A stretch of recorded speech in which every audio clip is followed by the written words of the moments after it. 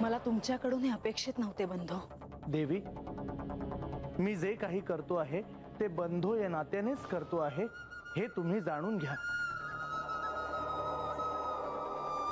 देवी, जसा मी तुमचा बंधू आहे तसाच मी बाणाईचा देखील बंधू आहे. मला माझ्या दोन्ही भगिनींची काळजी आहेच.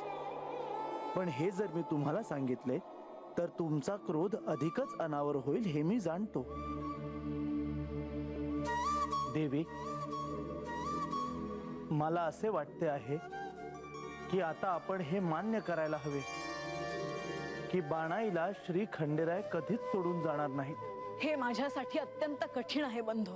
परंतु मी देखील शक्यतो ते सारे प्रयत्न करून सारे काही जुळवून आणण्यासाठी तत्पर आहे. आता सगळं कसं जुळून येईल बंधू सांगा. माझ्या आणि यांच्या नात्याला जो तडा गेला आहे तो आता कसा पूर्ववत होईल. माझे आणि यांचे नाते आता भंग झाले आहे. नाही देवी, तुमचा उद्वेग मी समजू शकतो.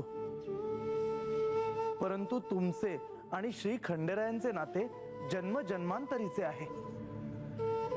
ते कधीही भंग पावणार नाही. नाही बंधू, तुम्हाला माझ्या दुःखाची कल्पना करता येणे शक्य नाही. देवी, श्री खंडेरायांपर्यंत काय निरोप पोहोचवावा. आता मी हे अखेरचे सांगते. यांची आणि माझी भेट व्हावी असे जर यांना मनोमन वाटत असेल तर यांनी गडावर यावं.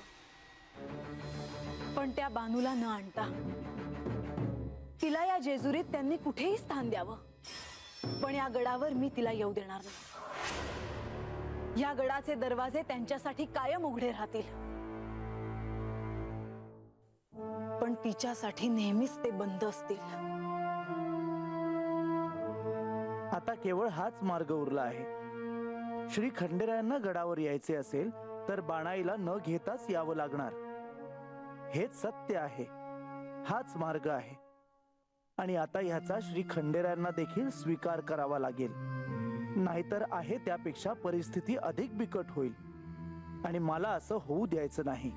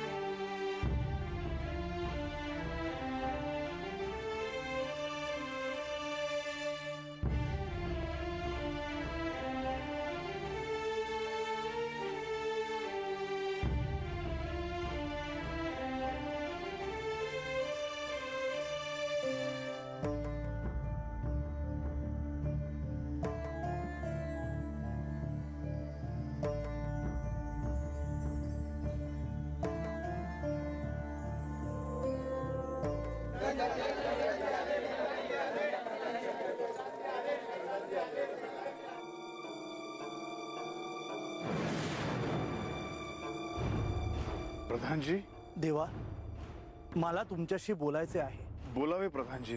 देवा, बाणाई समोर अशा गोष्टी नको.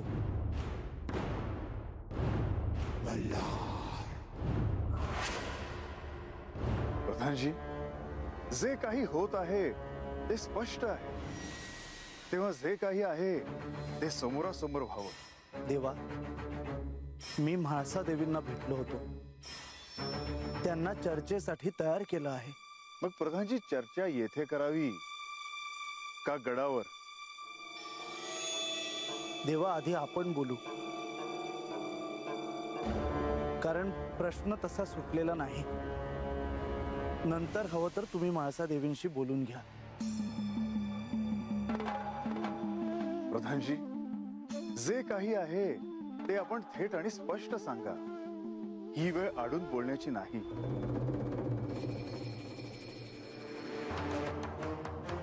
देवा, मला हे सांगायला जड जात आहे. म्हाळसा देवींनी तुम्हाला निरोप दिला आहे. की तुम्ही गडावर येऊ शकता, परंतु बाणाईला गडावर येता येणार नाही.